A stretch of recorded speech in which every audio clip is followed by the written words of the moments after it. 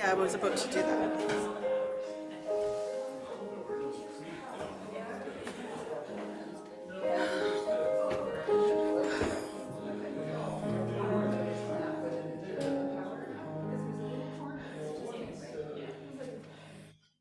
So,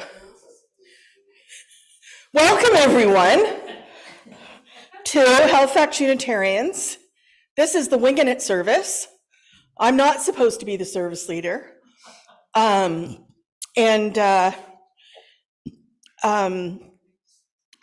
to the people on Zoom that have power, which is wonderful.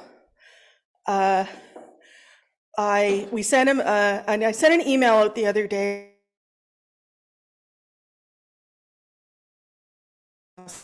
Sanctuary. This room is crowded. We have vulnerable people, and we would like to start to do that during service because COVID is out and about.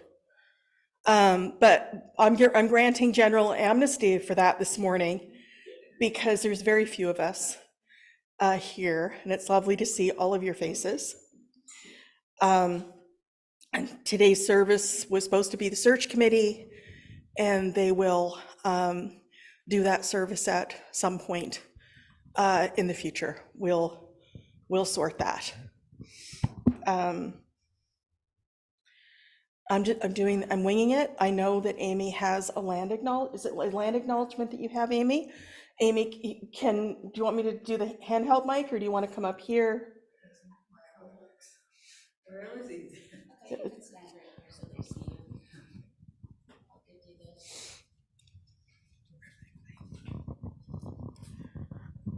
Hello, I'm Amy Moonshadow.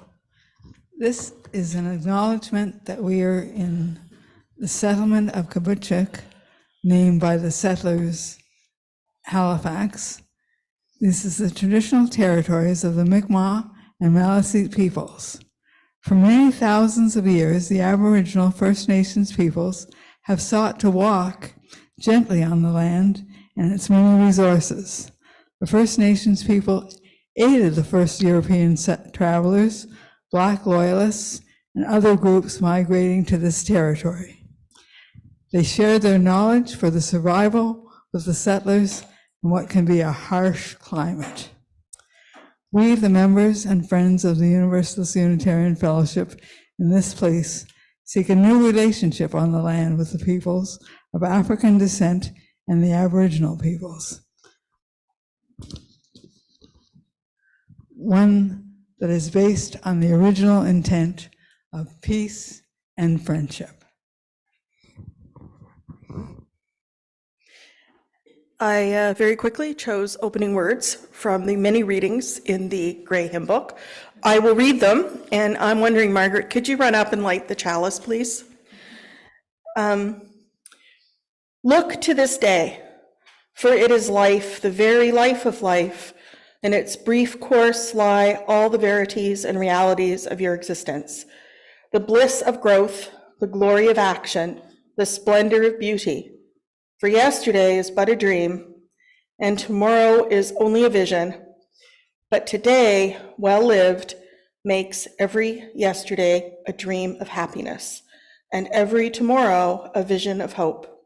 Look well, therefore, to this day. Here together? Yeah. Sure. Be happy. I love this song. There's not a lot of us here together.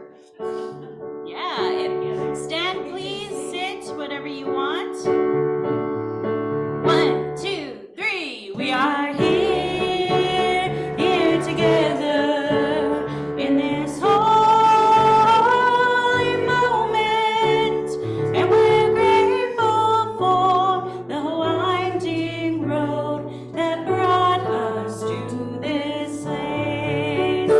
We are here together in this holy moment, and we're grateful for the winding road that brought us to this place.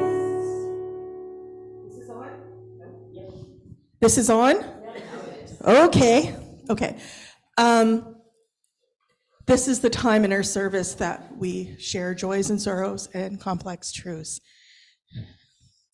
And I have one. It's an important one, actually. Sylvia called me last night to ask me please to announce this during Joys and Sorrows. You can't hear? Oh, is it working now? Sylvia called me last night and asked me to do this during the Joys and Sorrows.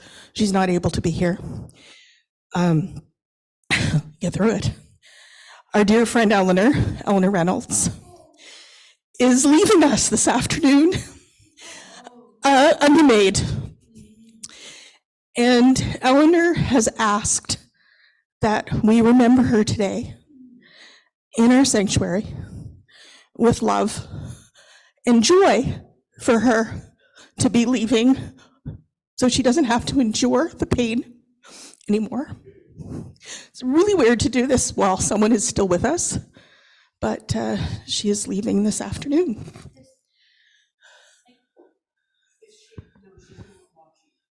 No, she's not on. She hasn't been able to join us for quite a while now. So this, I know there's a stone somewhere shaped like a heart that I can't find because I didn't think to look at for it earlier, but this is all of our love for Eleanor.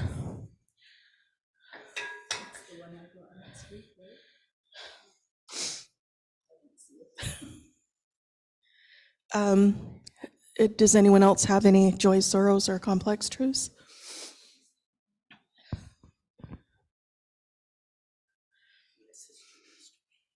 Do you want me to say that, Muriel, or do you want to say it? Okay, holding Muriel in our hearts. Irene, I'll bring the mic to you, Irene. Never remember this. It does help.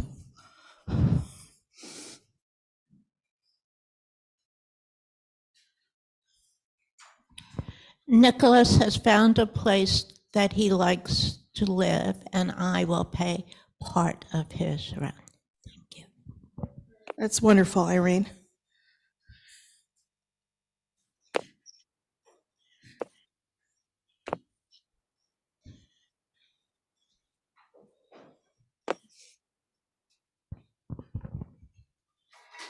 This is for Nicholas and Irene, who are equally happy about this. Oh, do you want to unmute Leslie? Yes, thank you very much. Good morning, everybody. I'd like to express a moment of joy, and that is to say that our son and Andrew and his family have now returned to Yellowknife. They were evacuated and have been away for a month, but yesterday we were able to talk to them back in Yellowknife, so that's a wonderful time for us to celebrate that they're all safe and the whole city is safe. Thank you. Put a stone in place for that. For Leslie, thoughts? I just wanted to add that Eleanor and I belong to a select group called the RCs, the Recovering Catholics. We were a group of two. I'll miss you, Eleanor. You want another stone? Put a stone in faith for the group known as Recovering Catholics. I did think that I was going to say something, but I'm a recovering Anglican, so not quite Catholic. Etta, do you want me to bring the mic, or? Yes, please. If I had known this wonderful group existed, I would have joined, because I too am an RC and now a Halifax Unitarian. I have sort of like a little parcel of joys and concerns. It goes back to when I moved from where I had lived for 36 years in Clayton Park in my nice condo townhouse, and I moved to my nice apartment off the Purcell Scove Road. Very happy about that. But ever since then, I've been living in a state of great confusion. I think I was too old to move, but it was, high time I did, so I did. but I have not felt settled. You know, I don't know where to put things, and I need to get rid of that, but then I need to buy a new this, and what will I do about that? And I don't feel good today, and I can't do anything, and somebody please help, and I'm all alone, and oh my God. So it's just been very lately that I've realized that I have done enough things, I have taken enough steps along the way that I'm starting to see the light at the end of the tunnel. And I'm also realizing that for every small step I take, I get this great incentive to take another step. So the steps have been multiplying lately exponentially. And I'm very happy about that. I'm starting to feel like a new person. You know, I've lost a little weight, and I'm wearing clothes today I hadn't worn for 4 years, and I'm just starting to feel good, and it feels good to feel good. I'm going to put in a big stone for that because that's a big feeling.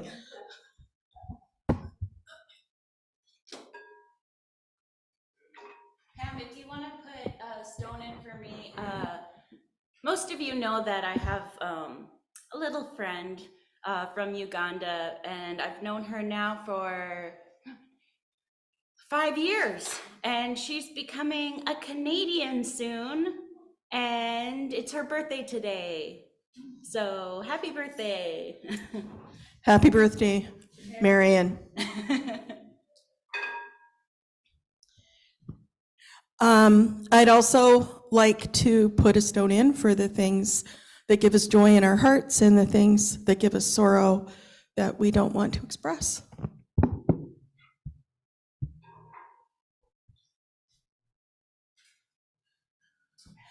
And I would like to sing Spirit of Life because I think Eleanor would like it. 123 in the green or gray hymn book that I think is green.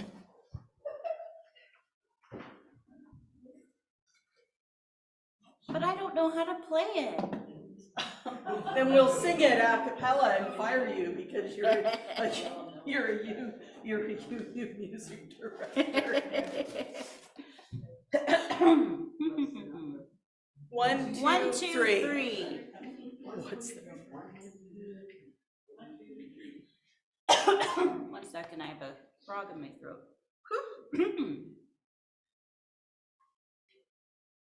Okay. Stand if you wish.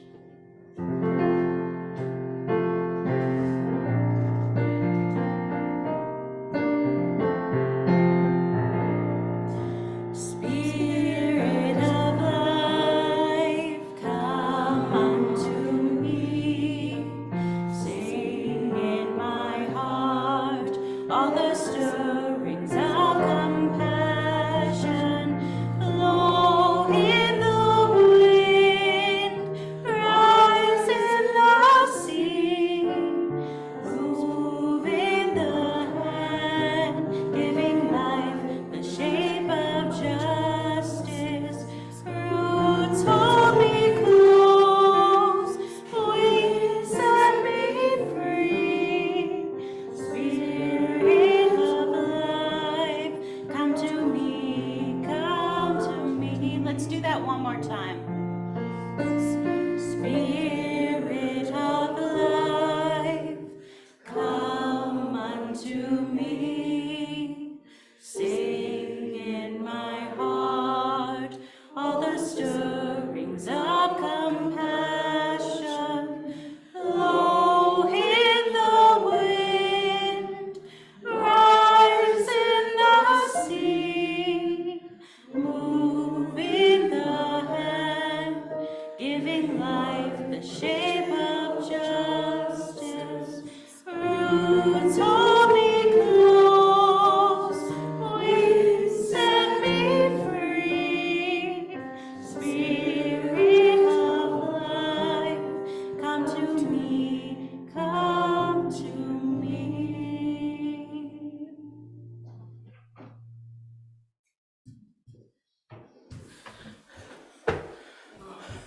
So those are the elements of a service that are wingable. If I were a minister, I'd have, a sermon in my pocket, I'm sure, but I'm not. And I have nothing. Today was supposed to be the search committee, super well-planned service with breakout groups, which will be postponed. We'll have to sort that out. The only member of the search committee that's here is Amy, and Amy did her bit, the land acknowledgement. Thank you, Amy. So maybe if anyone has any questions about search, which I may or may not be able to answer, we could do that. Or we could just sing a couple of hymns together. You tell me. Or if you have deep thoughts and you can pull out a sermon out of your pocket about the wind and the rain and the whatever's going on here at any given point in time, please do. Lars? So you mentioned the search committee. Yes. And I have no idea where things are and what our timeline is supposed to be. Okay, Lars asked a question about where the search committee is at this point in time. So where they are is finalizing the survey.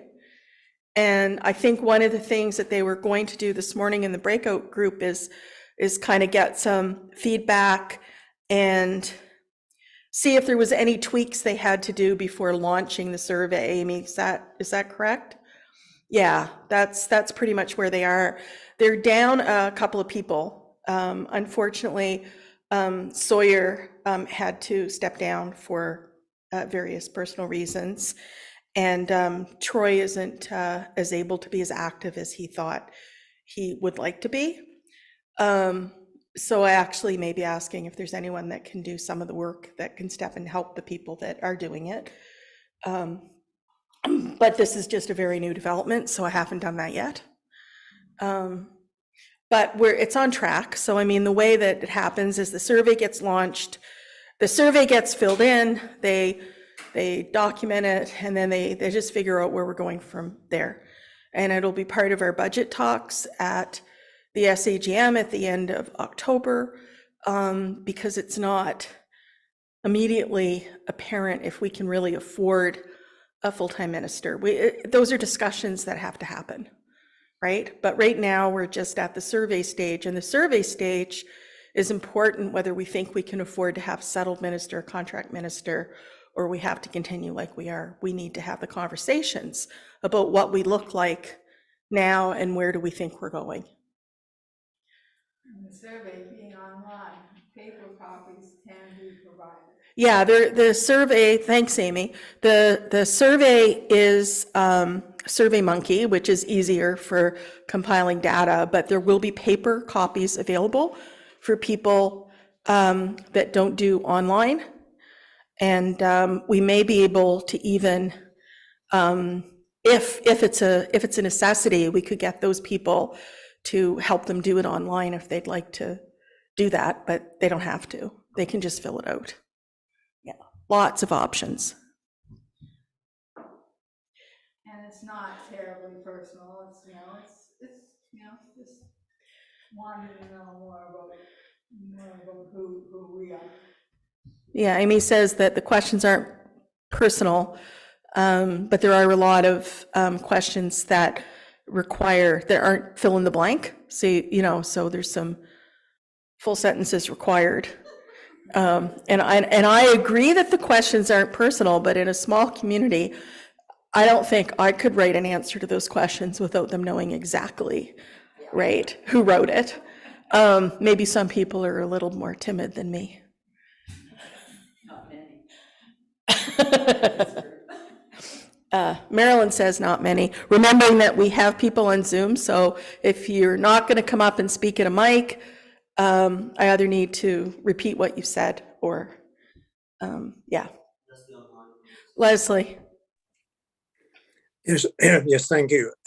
Could you please just clarify for me, is the search committee looking for an interim minister or a full-time minister? The search committee doesn't know what they're looking for yet, because what they're looking for depends on the results of the survey. I mean, it's being set up the way that you would set up if you wanted the, the platinum version which is a settled minister. The search committee has been advised by Keith Cron, whose ministerial transitions at the UUA, that there aren't a lot of ministers that want to do a settled search. They want to do a contract, especially those few ministers searching for a place that are looking at going to a place that is isolated geographically, which we are. We are isolated geographically for a UU minister because the closest UU minister is 7 hours away in Bangor, Maine, and the other way in Montreal. So a lot of the younger ministers don't want to do that. They don't want to go that far away from their colleagues. Apparently, I would think in the Zoom world, that stuff's a lot easier than it used to be, but that's what we've been advised. The search committee, once they do the survey, we'll see. And it's always possible we could, if we have the budget, that we could advertise for a settled minister and settle for a contract minister for like a 3-year period. We just don't know that yet, Leslie. Does that answer your question? Yes, fine. Thank you very much. Thanks. Shripad, do you want to come up with the mic or come up with the mic, because then I don't have to repeat everything. I can take the mic. No, he's coming. No, he's coming.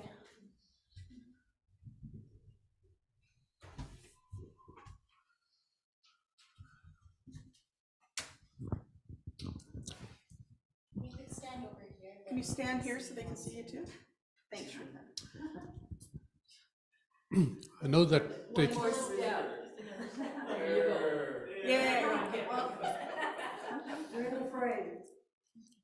I know that taking a survey and analyzing the results and basing the decision on the results is a very rational process. Unfortunately, I think in this case, what seems to be rational is not all that rational. We just went through this exercise not more than about 2 years ago. I don't think that the congregation has changed all that much to do another survey. I don't think we're going to learn all that much different. And in any case, even if we do another survey, I think we already know what kind of ministry we want. We want somebody who is charismatic, energetic, caring about people, doesn't want too high a salary, all the good things we want. And that's not going to change a lot depending on the survey. What we want is known. What we don't know is who is out there who might fit that bill as close as possible.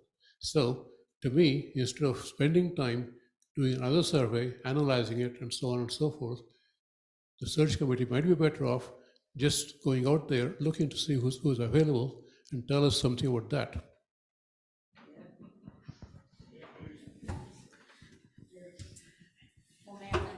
I think I just want to respond to what Shripad said, which makes sense, but there's a timeline. So the bulk of the ministers searching do that at a certain time of year. So they do that in the spring. So this is leading up towards that timeline, whether it be a contract or a settled minister. That's what, and as far as what's out there, there's nobody out there. There's no such thing as an unemployed minister, and the numbers in seminary are still down. So it's not known who might be searching right now. So all we can do is use the tools that we've been given and the suggestions that we've been given by the UUA and the CUC. So that's where we are and why we're proceeding like this. And Marilyn, and then Etta. Marilyn, maybe you can take the mic over to Etta when you're done. As soon as I. Thanks. So I just wanted to add that we have lots of time to do a survey. I don't disagree with what Shripad said, but we have time because really until we have a new budget in October and the pledge, the canvas in November, we won't know if we have the money to hire anybody.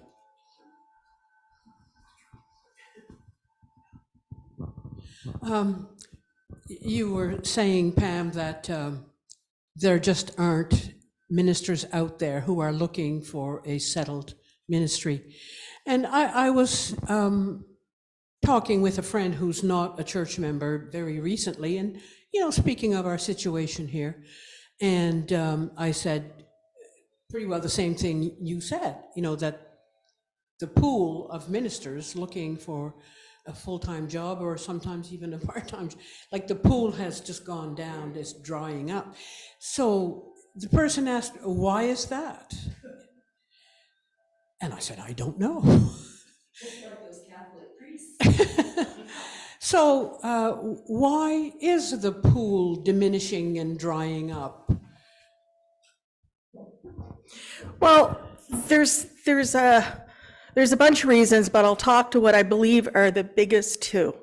And one is the one that the UUA talks about, which is numbers, that the numbers in people doing the Unitarian stream in seminary has gone down. And part of that's because of COVID, because a whole cohort that should have gone to school didn't, and put it off because of COVID. So it's a real COVID recovering thing, which is a staffing thing, like a lot of other things. We're in this COVID recovery time for those numbers. The numbers were lowering as well. And here's what I think, and when I'm gonna say what I'm gonna say, maybe Lars can chip in, because he's better with knowing all numbers than I am, and he lives at a university still and I don't. But I worked in graduate studies administration for my entire career. And student debt load is outrageous. People are graduating with $30,000 worth of debt just from an undergrad arts degree. And they're making choices that they shouldn't have to make about where to go in their professional life if they're choosing to go into a profession like settled ministry. And they're not making choices that the maximum they're going to make full-time with including benefits is $80,000 to $85,000. There are very, very few churches that can even pay that. So that's a real unfortunate decision that students have been making, because you cannot graduate with $60,000 worth of debt out of graduate school when you're 30 years old with the aspiration of never making enough money to pay it. So I think that's a real decision. People are not choosing to go into arts and humanities. And those are the people that tend to feel called to ministry. My daughter graduated from high school 10 years ago. She went into a bespoke humanities program, and this is 10 years ago. And she told me 10 years ago that she was the only student of the 70 in her program whose parents were not professionals, as in academic professionals, lawyers, doctors, who could see the value in having this honors humanities degree. That's huge. That's anecdotal, but I've seen that through the years. I've had students at recruitment saying that they all choose to go into business because that's where the money is, and they can't afford not to make choices to study philosophy, right? And that's not something that's happened suddenly. That problem has been growing over the last 40 years. I think the last time I saw these statistics were about maybe 9 years ago, a few years before I retired. In 1980, when I started university, the government grant, as opposed to how much money students have to pay, was something like, and this, Lars, I don't remember numbers, but it was like under 20% or something, that tuition, of every dollar that gets spent at a university, students, the income was under 20% for tuition. And that was the year that it went to over 50% at Carleton, the tuition. And now it's going up. It's going up. In, my first year, 43 years ago, it was $2,000 for tuition, residence with full board, and all of my books brand new at the university bookstore. I didn't even think about buying used books. And now it just, people's incomes haven't gone up, but tuition now at Carleton for 10 years ago, when Arden started, the tuition for her program was $9,000 a year. That's just her tuition. And she was able to make that choice because that was a benefit. My kids didn't have to pay for tuition at Carleton University because I worked there. So that was a huge privilege. The Bachelor of Humanities at Carleton was close to $9,000 10 years ago. That's what tuition was. And engineering was, I think, topping up at around 10,000. Regular arts was probably around 75. And then those aren't exact numbers, so don't quote me. But I think that is why people are not choosing to go into an MDiv, because they're never going to make the money to pay their debt. So then you get people that are post-career and go and do it, right? We had one of the people that applied last year was a woman in her 50s that had gone to divinity school after a career as a lawyer. And if she's still looking, maybe she'll say, oh, I'd like to come to Halifax. That would be cool. But we don't think there's a lot of numbers out there. So does that help? Do you have anything to add about real numbers, Lars? You need the mic. Lars. I'm not texting, I'm looking up things, numbers. The exact numbers are. The only thing that I would add, and I absolutely agree with you, that the student debt burden for people coming out undergraduate is now way larger. It's been a huge change in transferring the financial cost of university post-secondary in general to students rather than bearing it more widely in society. The only thing I'd add is that in my experience, well, first off, the number of Unitarian Universalist ministers as a fraction of the people is really small. It's a big one, So it is certainly a niche occupational choice, and in my experience with looking at who has been coming through on our ministerial searches, it's been kind of rare for somebody who's straight out of undergraduate to want to go off into divinity school. More often, it's something that people come to after an experience, a series of life experiences. Maybe running a battery plant in the southern U.S., but some others have. Beth Miller was one of our most outstanding ministers here. Went to divinity school, I think, in her late 30s after family life and other careers and so. But I think that's the sort of person that we end up with, somebody who has had a bunch of other experiences and then looked for something different in their life. So in that sense, the immediate student debt burden isn't so much the issue as what's attractive about Halifax, and can they put it together, given whatever they might or might not have saved from their previous careers. So it's a little bit different from the general student problem. Yeah, I don't disagree with there being a niche, obviously, and there being a population that go into it after a professional career. Having said that, I know of 2 Unitarian ministers that are no longer Unitarian ministers, not working as Unitarian ministers purposely, that are young and did go to divinity school straight. I also know when I was in Ottawa and we used to get because we were big enough to have interns, and that most of the interns that we had were in their late 20s. There was one that wasn't. That was older, that had had a career and went into divinity school. So it's a whole mix of stuff. Like, it's a perfect storm. But anyway, we'll know where we are when we get there.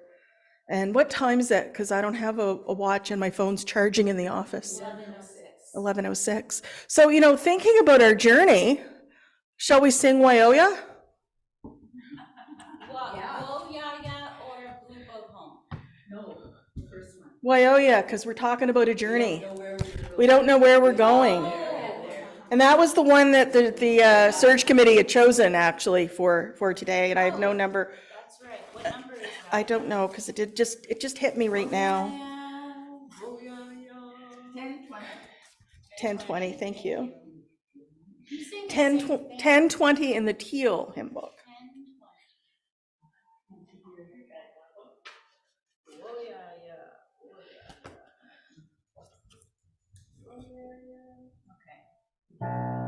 Stand if you want to, sit, dance, whatever you feel.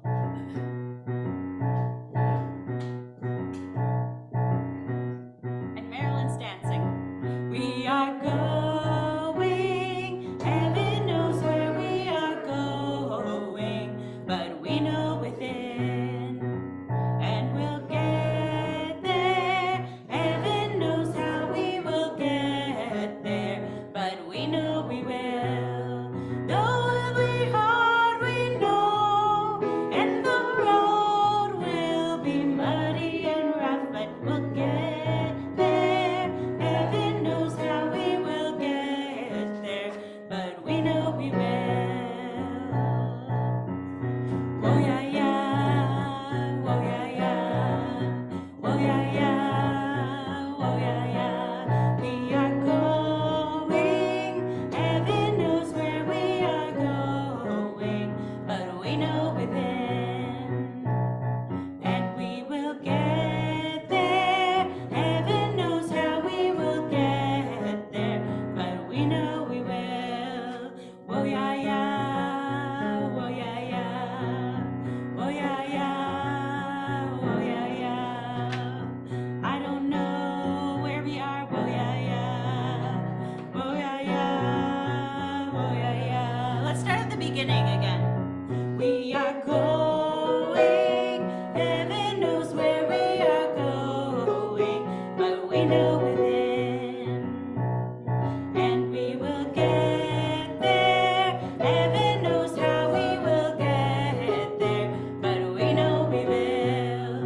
It will be hard, we know, and the road will be muddy and rough, but we'll get there.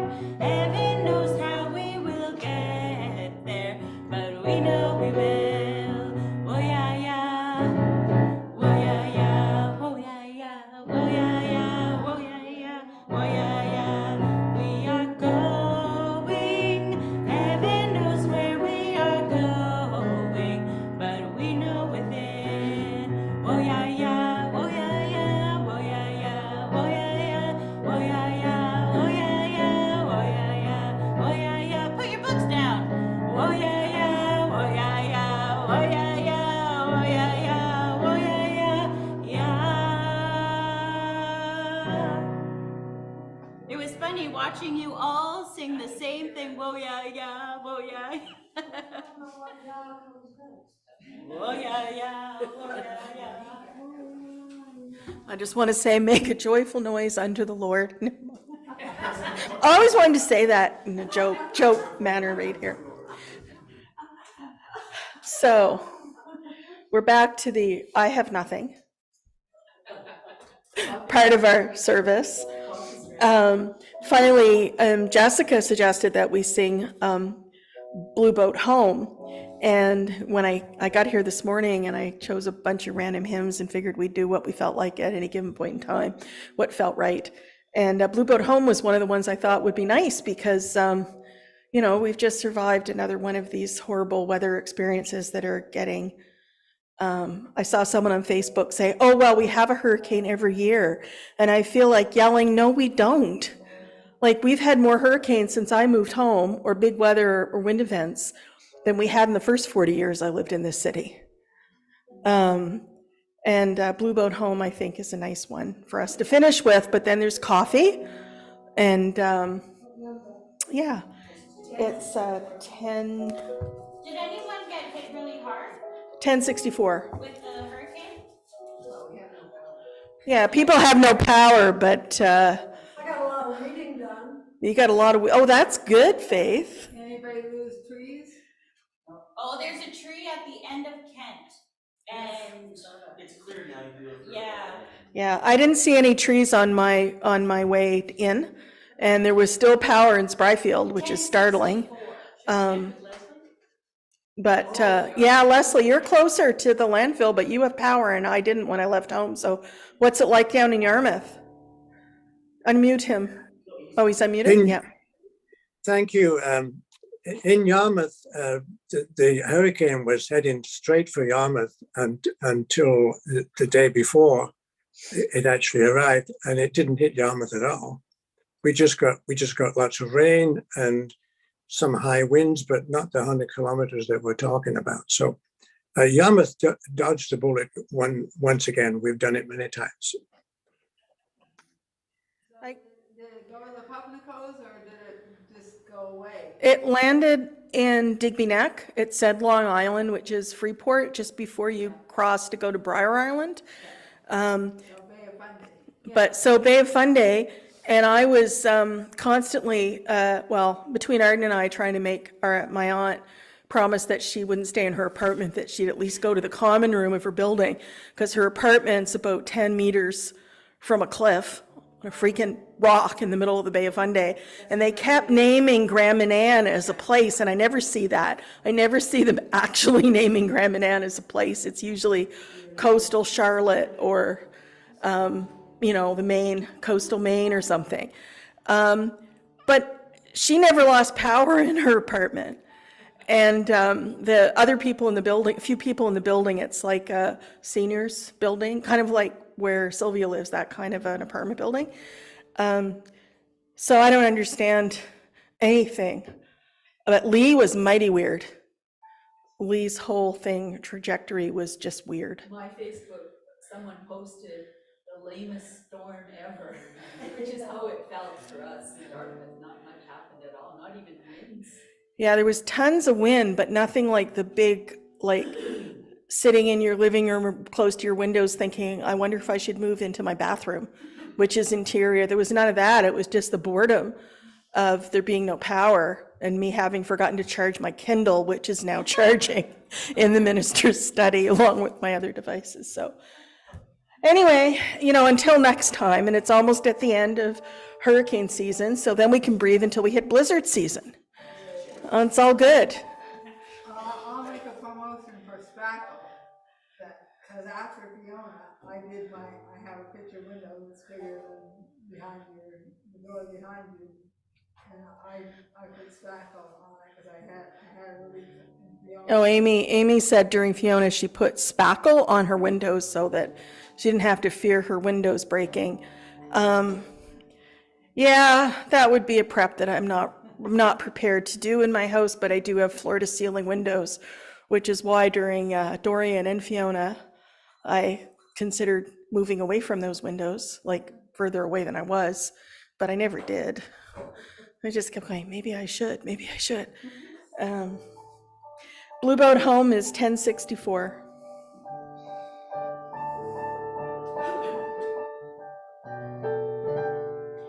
Low below me, I feel no motion, standing on these mountains and plains, far away from the rolling ocean. Still my dry land heart can sing. I've been sailing all my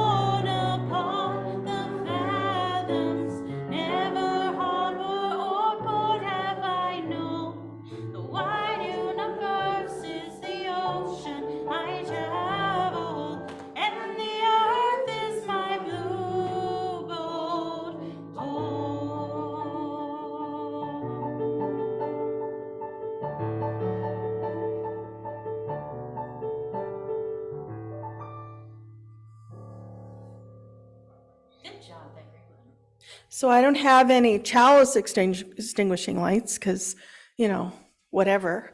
But I'm gonna close a chalice and then we can have our closing song. We've spent time together because we have, and there's a lot more people than I thought would be here.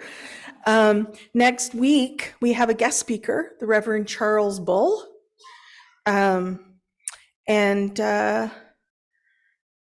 Drive safe home, those of you who, there's no traffic lights between here and home, and there's tons of coffee. And if you didn't bring your charges and you have Apple devices, you can use mine in the office. That's all I can say. I have an extra one. That's also an Apple one, right? Yeah. Yeah. Oh, I have a Kindle charger, so that might work. I think that works for Android, so if you feel like it. Okay. Yeah. I understand too. Tired of sitting. Whoops. Okay, maybe I should sit. We have spent time together. Thank you for coming to church today, or not church, to Unitarian community. Is that what we say now? Halifax Unitarians. Okay, I want to see you move a little. We have spent time together, and these holy moments give us strength to go down the winding road until we meet again.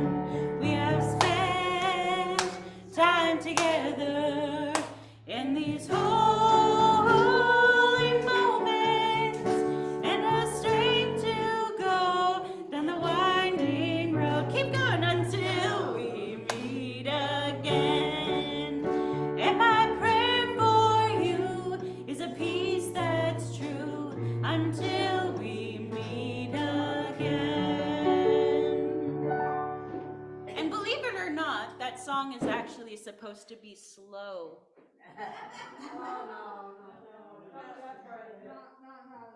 No, I didn't think we should make it slow.